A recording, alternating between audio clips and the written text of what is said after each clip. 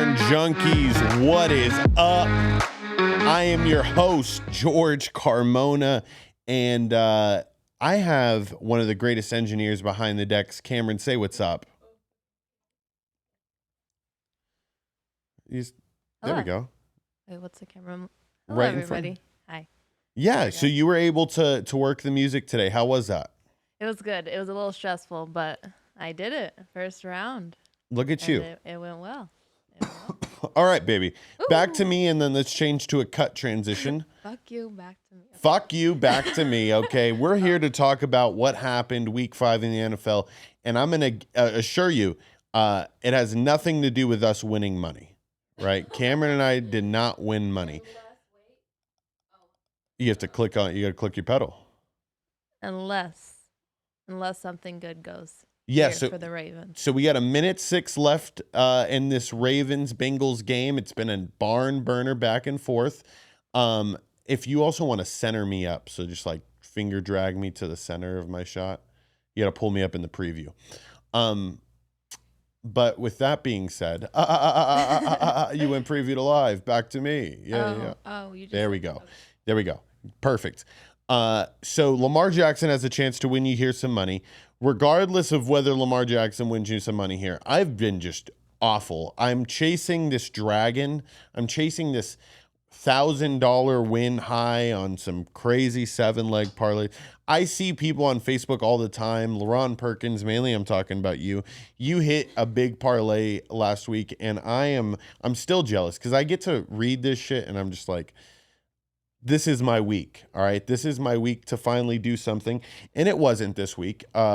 Huge shout out to my brother in San Jose State. They got a big-time W versus UNLV. They won 40-7. The Spartans are a real team, top 25. Stay tuned for that. I really do think they're a top 25 team. Beyond that, let's go into this week in the NFL. So, right now, we are currently, like I said, we're watching the Bengals-Ravens game, so it's going to be kind of tough because we got that in our ears. We're watching Lamar Jackson sprint down the field right now to get his team into field goal range. They're probably going to kick a field goal to win it. Fingers crossed. But Cameron, this game, this week started off with a London game. Do you want to start off with the first score that we have for the week? Sure.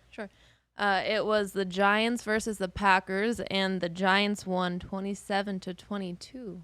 They ended up coming back. They go to London. We were just saying, please take me to the London. When we can find, we can run one. Talk about some things we can undo. And then Brian Dable with this Giants team. You know, Daniel Jones is doing what he has to do, but I was told early on episode 2 of this podcast with Bill Krakenberger. If you haven't listened to it, go listen to it. But he's like, you got to really look at teams that have coaches that are really, really into it and intense and that have the guys bought into them. Brian Dable has that. He gets so fired. He looks like a WWE wrestler after a win. And I'm going to insert Brian Dable going off here. He fucking, let's go. It's all Brian Dable all day. And he is single-handedly motivating this team to do what they're doing. Now, it's not like they're winning by like dramatic fashion, or like they're not winning convincingly to be in the mindset of like, this is one of the best teams in the league. They play the Cowboys this upcoming week. That'll be very interesting to see how that plays out. I don't think this is going to be a huge, schedule killer for the Packers. I think the Packers are still going to perform extremely well and have a chance to, if not win their division, make it into the wild card spot. I mean, they have to battle the Vikings, and as long as they can handle what they have to handle there with Kirk Cousins, then they're good. But other than that, the headline that I would have for this game is that Dable dabbles in some Amsterdam cocaine. He went to London a little bit early. He fucking took a little train to Amsterdam. He was fired up after that. And I just can't help but to think that Dable dabbles in a little bit of Amsterdam cocaine. Headlines. on to the next game. London started off our day. Cameron, what was the next game on the docket? Okay, we had the Bills and the Steelers, and it was 38-3. Oh, did you lose money on this one? No, I had picked. I didn't take this. I've been talking about Kenny Pickett a lot. I knew Kenny Pickett would have his moment, and I'm so glad it happened earlier rather than later. I did kind of predict that he would be coming in this early. Now, he came in at the fucking second half of last game, threw 3 interceptions, and then today proceeds to throw another interception, proceeding to like kind of formulate his last name. Like, he is Kenny Pickett. Like, can he pick it is what a lot of people have always thought about his name. Like, can he pick it on the defense? And obviously the defense can pick him off. So the Steelers look atrocious, man. They can't seem to find what they want to do. I figured they would be a better running team. Najee Harris had like 20 rushing yards today. Kenny Pickett throws the ball 52 times, which I don't think you should put a rookie quarterback in that type of position. That's a lot of throws, okay? And if you really want to give yourself an opportunity to win, you have to look and see like what the Patriots did with Bailey Zappi, but we'll cover them a little bit later. I got to look at my notes here to see what I made for my headline to this game. Oh, it was welcome to the NFL. Because fucking Kenny Pickett had an atrocious first game after throwing 52 passes. He looks across the sideline. Josh Allen has a monumental game. Josh Allen throws for over 400 yards, 424 to be exact. He's the real deal. The Bills are the real deal. The Steelers are the worst Steelers team that I've seen in a while. And Mike Tomlin's 500 record. He has been over 500 for many, many, many years. It is at risk right now. Justin Tucker just wins the game for the Bengals. Cameron, reaction. Show yourself. How does that feel? How much money did you just win? Not that much. I put down $5 to win 15. But that puts me only down about $10 for the day. That's good. I'm only down about $10. I'm still plus what I put in, so that's a plus. That's a plus. Not the best, not the worst. But so that was that awful. Well, I'm happy for you. Okay, I don't want to like take this moment away from you. On a good note, a little money. That's better than nothing. Better than nothing. You know. I guess. I guess we're gonna be going out to party with Seth tonight. Maybe a little bit after. So that's hopefully where we make the big bucks. That's where we're gonna. Yeah, obviously it's not sports. I'm gonna take that. Sports is not getting it done. Sports is not getting it done for us. But Lamar Jackson and the Ravens, I think, are the best team in the league. I just looked at their Super Bowl odds earlier on today, and they're like plus 1,800, and I'm tempted to put a 20 spot on it. I really like the Ravens. I am fine with putting down an AFC team to win the Super Bowl as a prop bet. I don't think I could ever put an NFC team down that's not the Saints. Like, I would feel like the worst in the world. But as long as I'm betting on the other side, that I can justify that for myself. Cameron, let's move on to the next game of the day. Yeah, or you can. You don't have to. Okay. Next game, Chargers and the Browns. Oh. 30-28. Headlines would read here: Staley's Sports Science or Cade York needs Indeed.com. So this game between the Chargers versus the Browns comes down to a really, really, really dumb play call by Brandon Staley of the Chargers. So let me paint the picture here for you if you didn't watch football this weekend. Brandon Staley has the ball right around the 50-yard line. It's like a 4th and 2, 4th and 3 situation. They decide to go for it when the Browns had no timeouts and they needed a field goal to win, right? So if you don't get it, the other team gets the ball back at that specific, or it gets that ball back at midfield. All they need is 20 yards. Okay. The the analytics there cannot have told, unless your punter sucks, okay, and can't flip 20-yard field position. You could go to fucking Saturday morning football with 10-year-olds, and they're the worst punters in the world. And I guarantee you can get a 20-yard field flip just because of the way the ball would fucking tumble forward and roll. There's no way your analytics tell you to go for it. Now, I think, right, if this is the kind of person that you want to be, then let's get away from analytics and let's just call you aggressive. Okay, let's call you the other A word.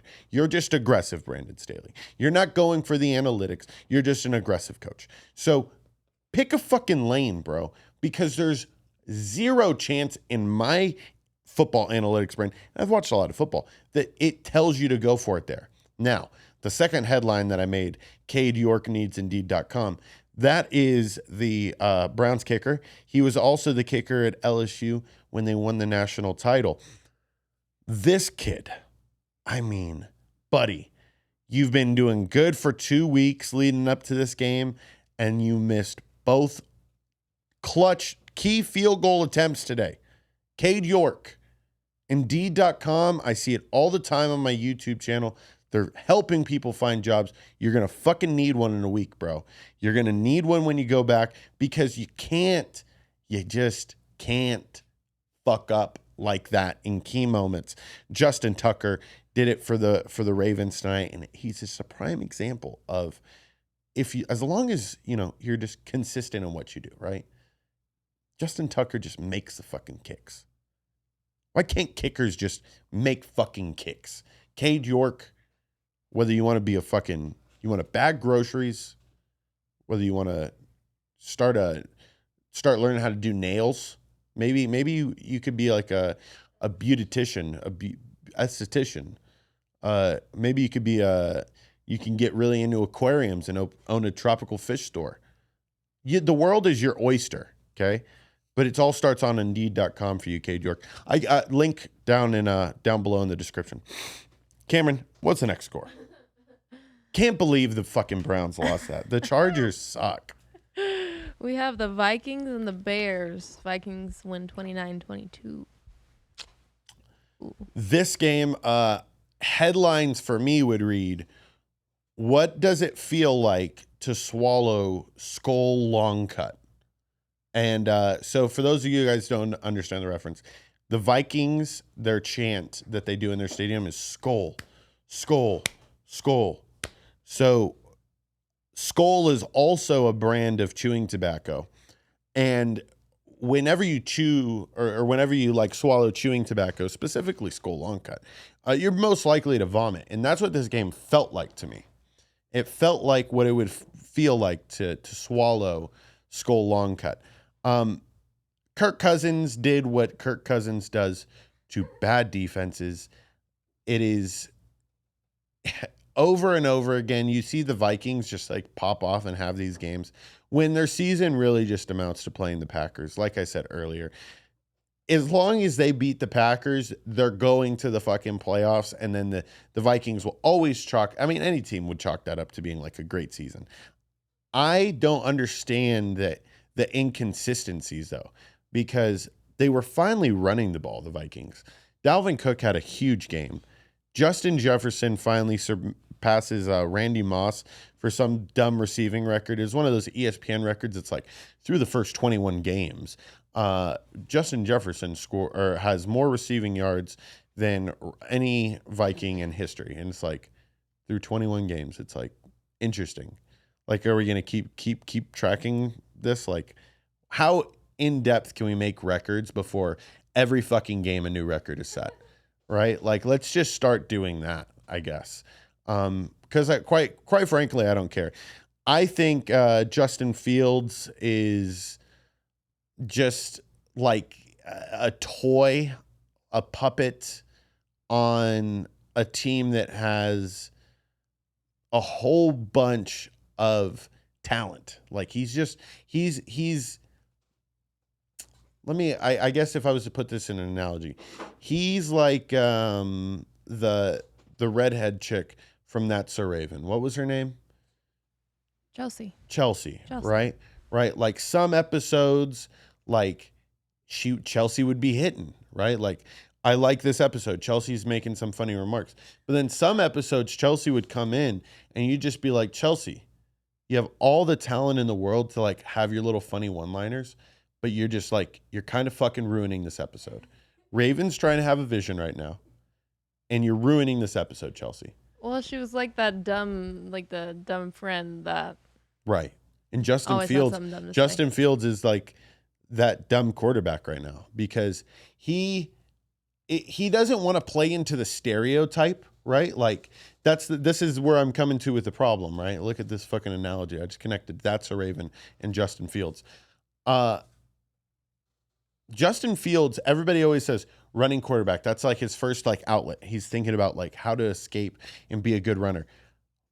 But hey, let's not act like you didn't throw for over fucking like 4,000 yards in college one season. And you have an amazing arm that just needs to be put on display, but you're like in your head, you're putting yourself in this box, like, oh, I got to be elusive. I got to think feet first. When in reality, you see year in and year out, the best quarterbacks are the ones that stay in the pocket and they can have composure and they can make throws late late after the snap, right? He is just he's Chelsea from That's a Raven. Can't think of any other way to put it. Go on to the next one. Okay, next we had the Patriots and the Lions. I had taken the Lions. Oof. +3, and they lost by 29. They looked. Didn't score a point. That's atrocious. I always like to take them though. Headlines for me would read "Zappin' to Pussy," because Bailey Zappi whooped those pussycats. Okay, those little pussycat lions. They got just tamed, right? Let's do a movie reference, like in fucking Semi-Pro, when Will Ferrell's about to wrestle a bear, right? And the chick's like, Spumoni is like the safe word, right? The Patriots were Spumoniing the fucking Lions on Spumoni, and the fucking Lions were like, oh. We love the NFL Red Zone, Cameron and I, and as the Patriots proceed to score like their fucking third touchdown, or no, as the Patriots proceeded to score their first touchdown, there was a lot of field goals in this game. The guy on NFL Red Zone was like, let's not forget that the Lions like to give up points. They've given up the most in the NFL, and we were like, damn, yeah. The Lions have been tamed all year long. And if the Lions don't match you tit for tat, they just had zero offense. It was like Jared Goff at his worst. I sometimes this is where I think people need to stop underestimating how good Bill Belichick is and like where he fit in that whole system. Bill Belichick is the only reason why New England has won 6 Super Bowls. I don't care what anybody says. It goes down to the meticulous game planning. You see the fucking Patriots with plus points throughout the rest of the season. Please take the Patriots with the points. They cover the spread almost every fucking game. It's like Belichick's little game. He's like, hey, man, I'm just going to develop and devise up a plan here that is foolproof. And Bailey Zappi's just going to spoomonium and zap that pussy. And then, we're just on to the next week. Are the Patriots for real? Can the Patriots... Without Mac Jones, they got Bailey Zappi. They got the mastermind, Bill Belichick. Can they get it done? It's going to be a fun team to track as the season goes out because that's a wild card team. And this is where I think, Bill Belichick can really fucking cement it, right? If he takes Mac Jones or Bailey Zappi and they even just go to the conference championship, that's a successful fucking season, and it just goes to prove the mastermind, right? That being said, I think Brady's I think Tom is no, not Tom. I think Bill Belichick is currently like winning the whole. We're always going to talk about the Tom Brady leaving New England trade thing. I think Bill Belichick is like slowly making his way back up to the top. After Antonio Brown posted that he fucked Tom Brady's wife, like low key. Do you think that could have happened though? Because That didn't happen. What did he post? He posted a picture of like them after they won the Super Bowl. Tom Brady's wife was like hugging him, but it wasn't like any hug. Is that what was that in the group chat? And it was like disrespectful? Yeah, don't put your hand on the microphone. Sorry. You're okay. You're like fucking Cameron's like, yeah. What did Antonio Brown really do that? Yeah.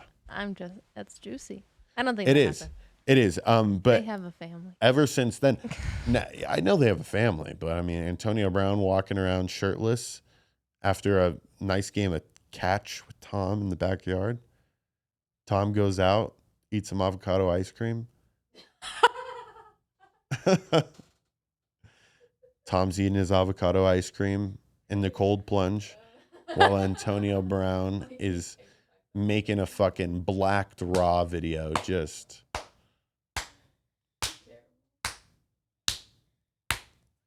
that's awful. You're terrible. Beating up that supermodel pussy.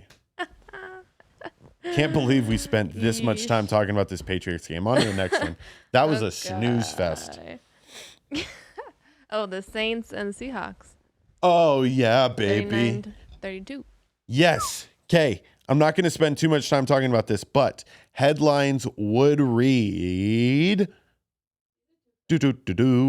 sea pigeons explode after being force-fed Taysom chicken nuggies.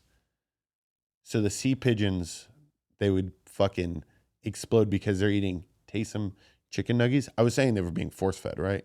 Because it's like the Saints. Sean Payton understood how to use Taysom Hill. And it takes time to like kind of see like this dude really does do everything. Like, how do we use him? But he had only one passing attempt today and went off. Taysom Hill scores 3 touchdowns. Our defense finally came to life. Geno Smith, though, thank God he doesn't look for anything that's like over 5 to 10 yards downfield. He is very, very conservative. That's what's kind of killing the Seahawks is like Russell Wilson was able to fit into that niche. And then he was also like really good at throwing the deep ball, which by the way, if the Broncos want to fucking study like an offense, what they should be running, lots of crossing routes, lots of easy stuff to help build a quarterback's confidence and momentum. They're not doing that. The Seahawks are doing it right now, but they don't have a guy that is like able to make a presence on defense. Taysom Hill went fucking off. The Saints, as long as they keep using Taysom Hill like this, they're going to be one of the hardest teams to beat because we're going to get Mike Thomas back. Okay? Don't you worry. And our defense, when they're on, is top 5 defenses in the league, without a doubt. Next score, Cameron. Okay. Jets and Dolphins. 40-17. People were a little shocked on this one. People Tua, after going down on that Thursday night football game, after that rough ending, they don't go with Teddy Bridgewater at quarterback. They go with some other fucking kid. I looked up his name, but I was like, he had a really bad one. I think Teddy Bridgewater will be the starter next week. So, I'm just going to leave his name out of this for the sake of shitting on him. But headlines for this game would read, sliced dolphin sandwich with extra salami. I'll break it down here for you. Obviously, the fucking Dolphins got sliced and diced like a New York deli sub, okay? And the head coach of the New York Jets is Robert Salah. So, salami.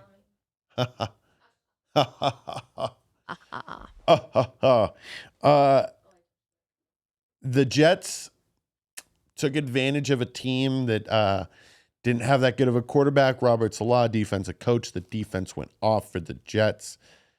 Not much to talk about here. If you're not able to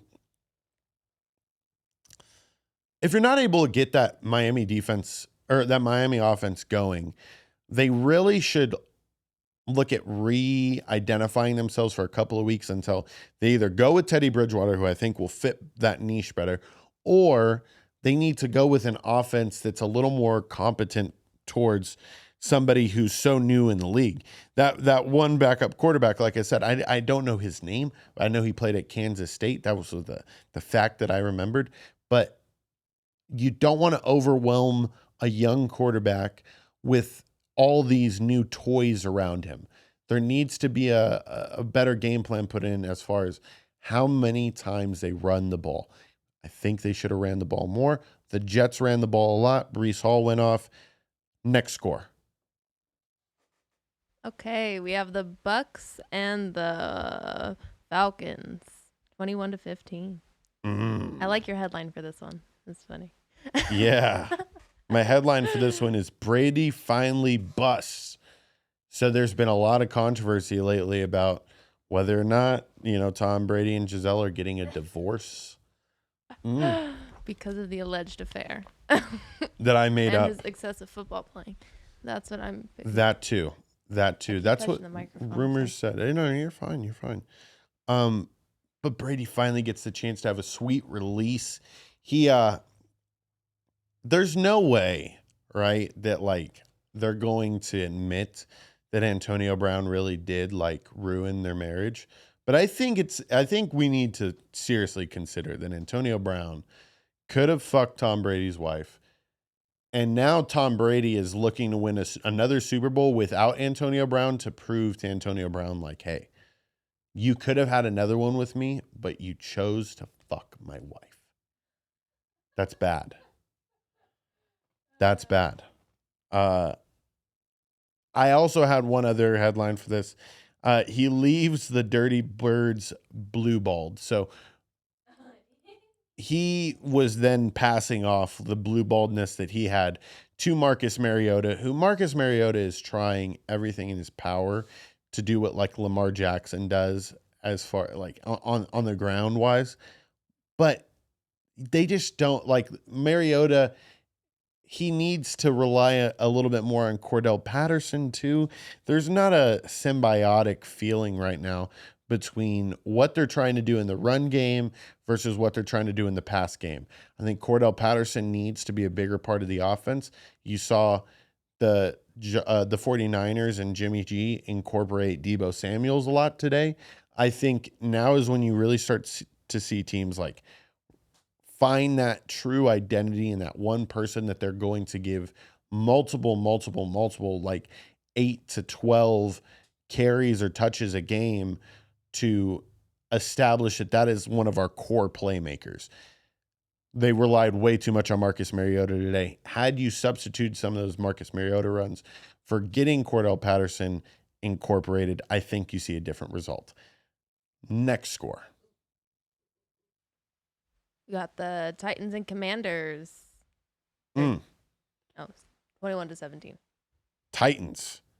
The Commanders are horrible. One of the worst teams in the league. My headline for this would read, Commencing Heineken Halloween in DC.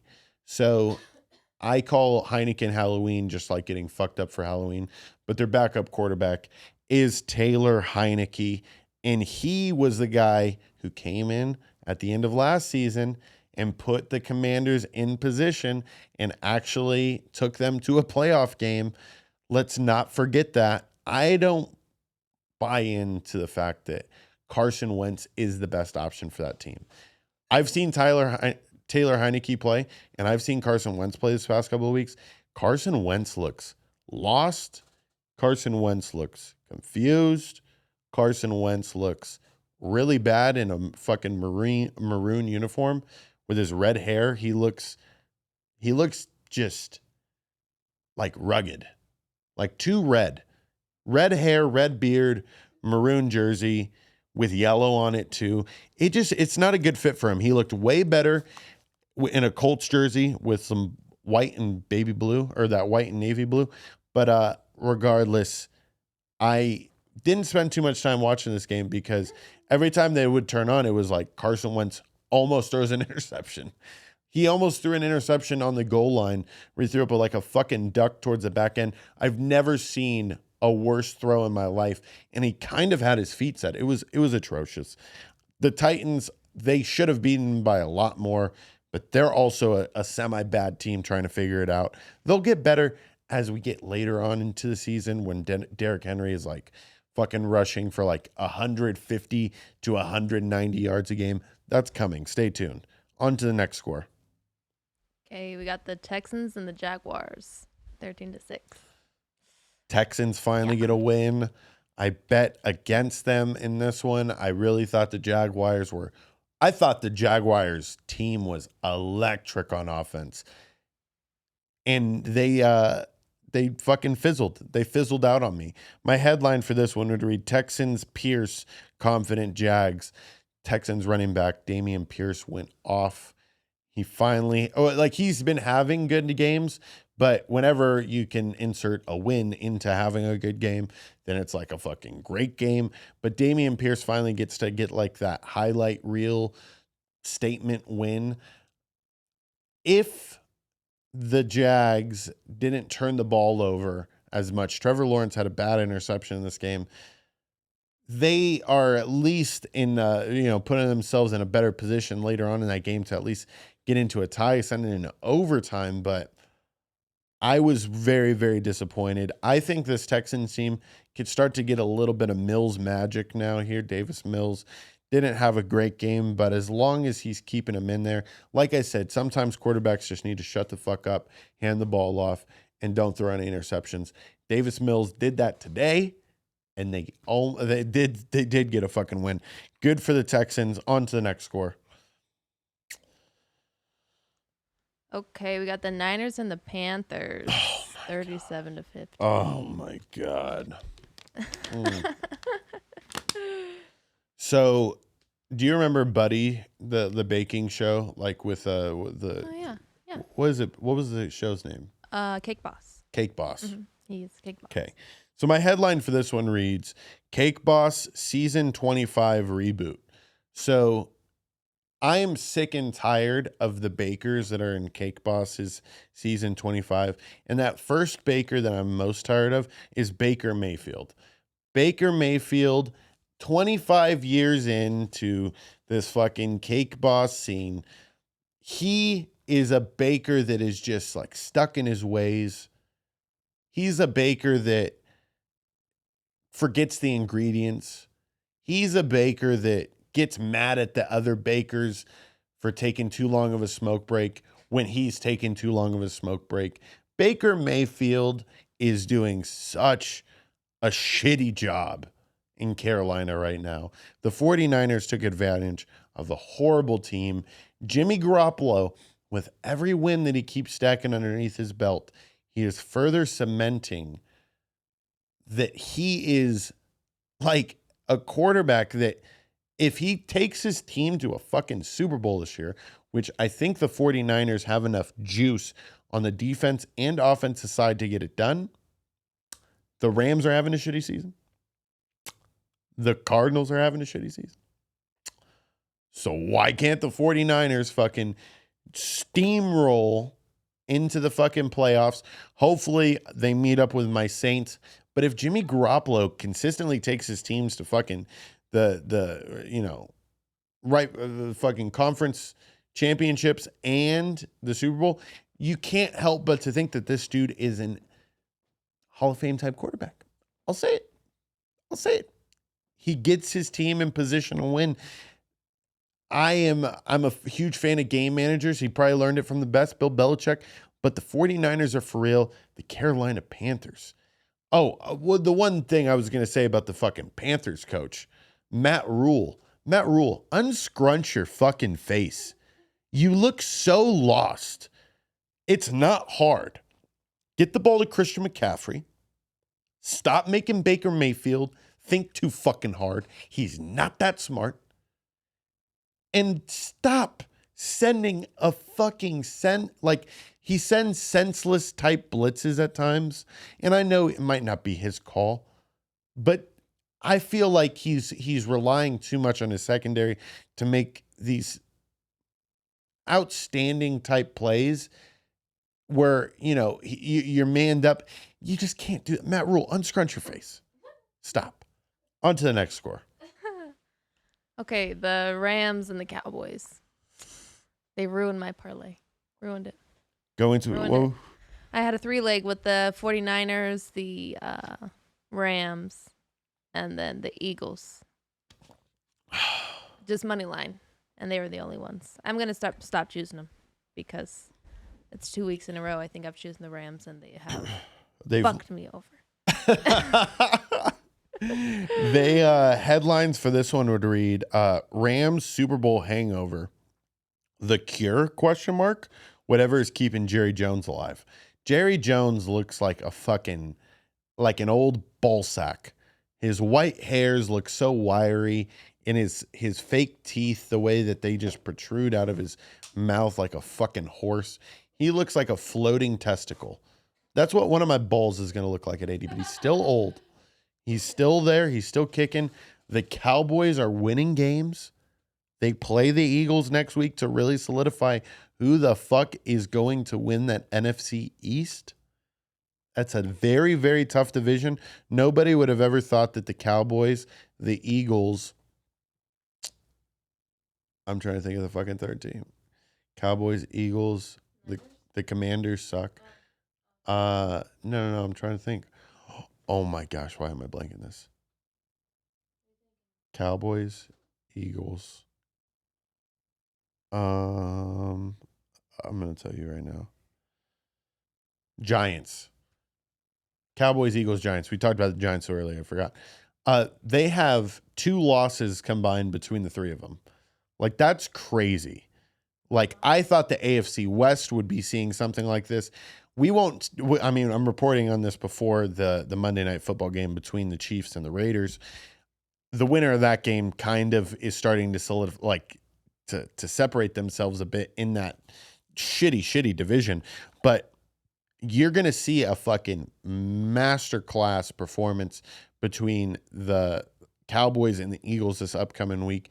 The Cowboys defense is so for real. Micah Parsons, as long as he doesn't practice too much this week, he rests up his groin. No more fucking the hose, right? He was holding his groin like after one of these groin, yeah. Groin. Are you saying that? Groin. He was holding his fucking dick. Dude. All right. He was holding his dick area. That's better.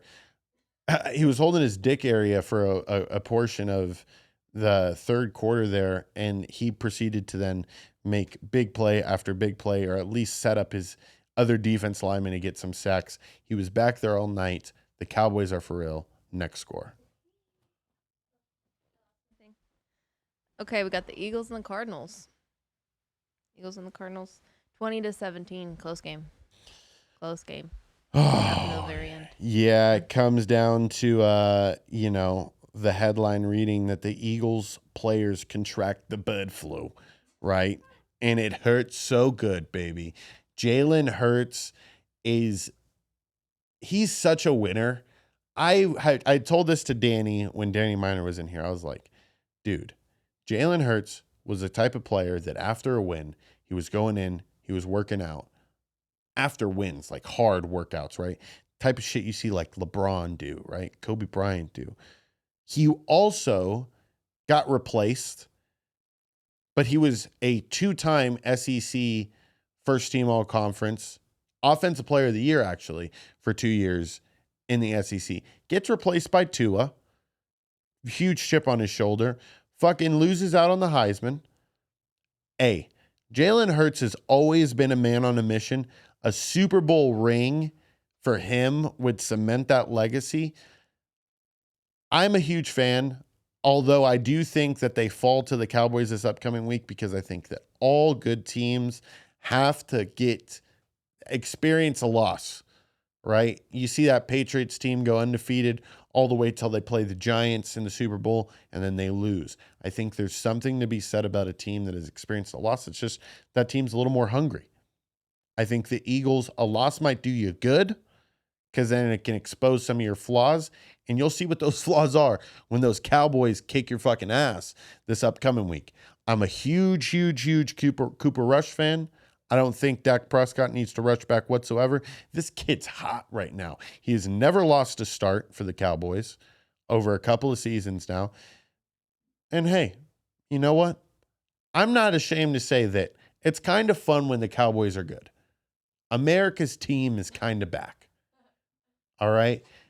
In that last game, I know we were talking about it. Cameron wins some money on the Baltimore Ravens and Bengals.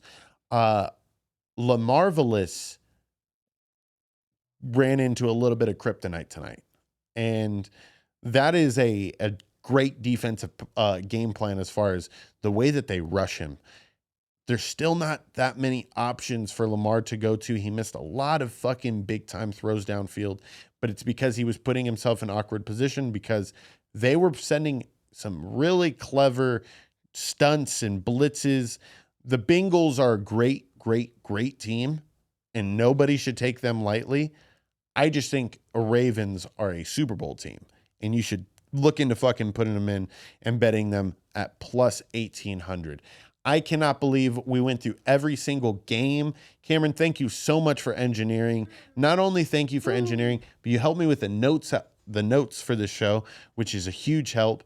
And I told you, and I'm going to tell you this on air so it further solidifies this. Us coming in at 8 o'clock at night on Sundays, like this is going to pay our bills one day. This is going to make us an immense amount of money. You just sit back and watch. I know. Love you. I love you too, baby. Okay. Pop up my logo, hit the intro music, and I'll be over there to show you how to close it out. Gridiron Junkeez. Follow me, Mr. George Carmona, on all socials. Gridiron Junkeez across all platforms. Subscribe on YouTube. Comment, please. Let's keep growing this page up to 10,000 subs. I need watch hours so I get monetized. I really, please, watch hours. Please, watch hours. Please. So once Cameron puts the logo up, she's going to play the music, and then we're out of here. But thank you so much for supporting Gridiron Junkeez. Thank you.